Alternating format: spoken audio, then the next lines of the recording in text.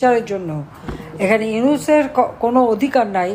ওই আইন সংশোধন করবে একটা অবৈধ ক্ষমতাধারী, আর সেখানে বিচার করবে আর শাস্তি দেবে সাংবিধানিকভাবে, নীতিগতভাবে তার কোনো অধিকার তাদের নাই। আমরা পেয়েছি সাবেক বাংলাদেশের প্রধানমন্ত্রী শেখ হাসিনা। আপনাকে স্বাগত জানাই, আপনি আমাদেরকে সময় দিয়েছেন, এসেছেন আমাদের কাছে।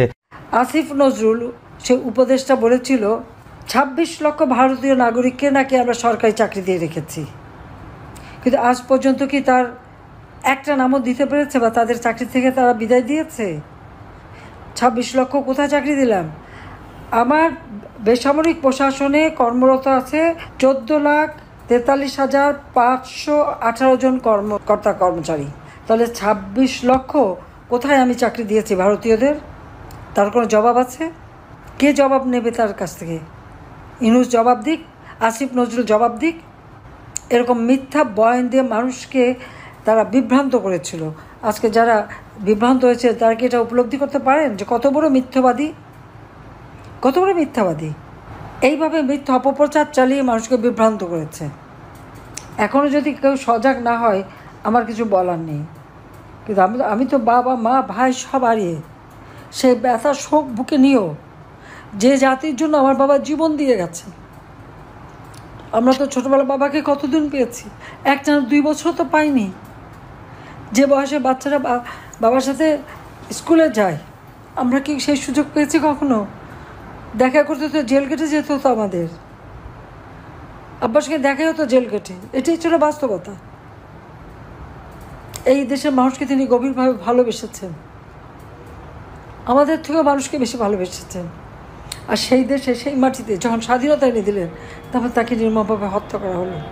তারপরেও 6 বছর দেশে আসতে পারিনি, রিফিউজি হিসেবে থাকতে হয়েছিল। পাসপোর্টটা পর্যন্ত জিয়াউর রহমান দেয়নি রেহানার। কোনো দলকে নিশ্চিহ্ন করার জন্য তাদের উপর নির্বিচারে অত্যাচার নির্যাতন করা, সেটা কিন্তু আওয়ামী লীগ করেনি। বরং সকলের মৌলিক অধিকার, গণতান্ত্রিক অধিকার আমরা নিশ্চিত করেছি। আমাদের সোশ্যাল সেফটি নেটে সেখানে আমরা যে তালিকা করেছি সেখানে কিন্তু আমরা দল দেখিনি। আমি যে ভূমিহীন গৃহহীন মানুষকে ঘরবাড়ি তৈরি করে দিয়েছি সেখানে কিন্তু কোনো দল দেখিনি। আমি যখন সরকার গঠন করেছি, আমার সরকার জনগণের কল্যাণেই কাজ করেছে, জনগণের জন্য, কোনো একটা দলের জন্য না। এটা হলো বাস্তবতা। কিন্তু আজকে যখন দেখি সমস্ত রাগ আওয়ামী লীগের উপর, সমস্ত দোষ আওয়ামী লীগের, সমস্ত দোষ আমাদের, নির্বিচারে আমাদের উপর অত্যাচার নির্যাতন চলছে, জেল জুলুম চলছে, পাশাপাশি মুক্তিযুদ্ধের চেতনাকে নস্যাৎ করা, মুক্তিযুদ্ধের স্মৃতিচিহ্নগুলি মুছে ফেলা। আজকে বাংলাদেশের অবস্থাটা কি? এই মুহূর্তে আপনারা দেখেন দেশটা অচল। কেন? সরকারি কর্মচারীদের যে দুরবস্থা, তাদের চাকরি খাবার জন্য এক অধ্যাদেশ জারি, তার উপর অর্থনৈতিক অবস্থা কী অবস্থা? আজকে আমাদের ব্যবসায়ীরা নিজেরাই বলছেন যে 2 মাসের মধ্যে 50% শিল্প বন্ধ হয়ে যাবে। ইতিমধ্যে প্রায় 1100 শিল্প কলকারখানা বন্ধ, একে একে গার্মেন্টস বন্ধ, শ্রমিকরা চাকরি হারিয়ে তারা কোথায়? মেয়েরা ঘরে ফিরে যাচ্ছে কাঁদতে কাঁদতে। আজকে দেশের অবস্থাটা কি? যে কোনো একটা ঘরের মধ্যে বাড়িতে ঢুকে যে কি তারা সমন্বয়ক, এখন আবার সেটা নতুন পার্টি হয়েছে এনসিপি আর বিএনপি জামাত, এরা মিলে সেখানে নির্যাতন, লুটপাট, কারো বাড়িতে ঢুকে লুটপাট করা, মারা, অত্যাচার করা, এটা কোন ধরনের কাজ? এটা কোন গণতান্ত্রিক ধারা? এটা কোন স্বাধীনতা? সেটাই তো প্রশ্ন। এবং নির্বিচারে, কারো কোনো নিরাপত্তা নাই। যখন যাকে খুশি তাকেই হয়রানি, তাকেই গ্রেপ্তার, তার উপরে নির্যাতন, সেটা চালিয়ে যাচ্ছে। অর্থনীতি সম্পূর্ণভাবে ধ্বংসের দিকে। তার উপরে একের পর এক কালো আইন জারি করে যাচ্ছে। তাদের আইন জারি করার অধিকারটা কে দিয়েছে? ডক্টর ইউনূস এবং তার ওই উপদেষ্টারা কি জনগণের ম্যান্ডেট নিয়ে ক্ষমতা এসেছে? তারা তো এসেছে জঙ্গিদের সহায়তায়, সন্ত্রাসীদের সহায়তায়, খুনিদের সহায়তায়। সেটা তো প্রমাণ হয়েছে। কারণ ক্ষমতা আসার সাথে সাথে যত জঙ্গি, সন্ত্রাসী, খুনি যাদেরকে আমরা বিচার করে কারাগারে বন্দি করেছিলাম সবাইকে মুক্তি দিয়ে দিয়েছে, জেলখানা খুলে দিয়েছে, সব স্রোতের মতো বেরিয়ে গেছে। আর জেলখানা ভরেছে কাদের নিয়ে? মুক্তিযোদ্ধা, মুক্তিযোদ্ধা সপক্ষ শক্তি, আওয়ামী লীগের নেতাকর্মী, তাদেরকে দিয়ে আজ জেল ভরেছে। প্রায় 5 লক্ষের উপর শুধু মামলা এবং আসামি। আমার মনে হয় ডক্টর ইউনূস একটা রেকর্ড করে ফেলেছে। কোনো দেশে এইভাবে এত লক্ষ লক্ষ মানুষের বিরুদ্ধে মামলা দিতে পারে আর আসামি করতে পারে আর হয়রানি করতে পারে, এটা বোধহয় আর কোথাও কোনোদিন ঘটে নাই। সে এইভাবে নির্যাতন আওয়ামী লীগের উপর চালাচ্ছে, তারপর কি আওয়ামী লীগের কার্যক্রম নিষিদ্ধ। স্বৈরাচার বলা হয় আমাকে। স্বৈরাচার কে? আপনারা দেখেছেন সরকারি কর্মচারীদের আইন একটা অধ্যাদেশ করা হয়েছিল 79 সালে। সেটাকে আমরা আইনে পরিণত করি। এটা কোর্টের একটা অর্ডার ছিল, কারণ সামরিক মানে শাসকদের ক্ষমতাকে অবৈধ ঘোষণা করা হয়েছিল। সেইখান থেকে আমরা আইনটা করে দিই, কিন্তু সেই আইনকে বাদ দিয়ে ওই 79 অধ্যাদেশের সূত্র ধরে একটা অধ্যাদেশ জারি করেছে। আমার এখানে প্রশ্ন, এই অধ্যাদেশ জারি করার কি অধিকার তার আছে? ইউনূসের আছে? সে তো তার ওই যে পদবিটা যেটা সে আছে, ওটা তো কোনো সংবিধানে নাই। জনগণের ভোটে নির্বাচিত হয়ে সে আসেনি, জনগণের ম্যান্ডেট নিয়ে আসেনি, এসেছে জঙ্গিদের সহায়তায়, সন্ত্রাসীদের সহায়তায়। আজকে সচিবালয় থেকে শুরু করে সকল কর্মচারী, তাদের উপর যেভাবে নির্যাতন, আজকে সরকারি বেতনভুক কর্মচারী সকলেকেই চাকরি থেকে তারা বের করে দিতে পারবে।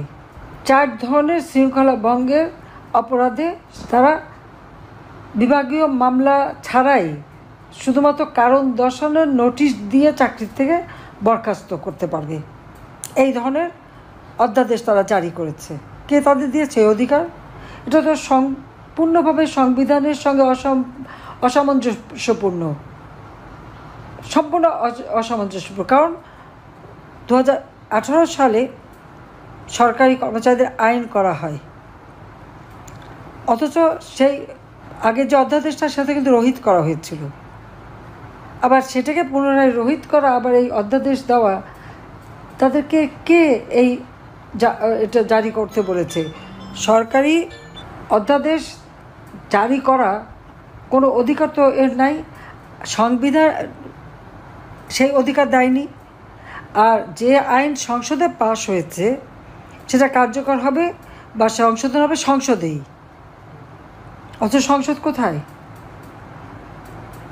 একের পর এক আপনারা দেখেন কিভাবে সরকারি কর্মচারী থেকে শুরু করে এখানে আমাদের সামরিক বাহিনী, সশস্ত্র বাহিনী, পুলিশ বাহিনী বলেন, প্রত্যেকের উপর যে জুলুমটা হচ্ছে।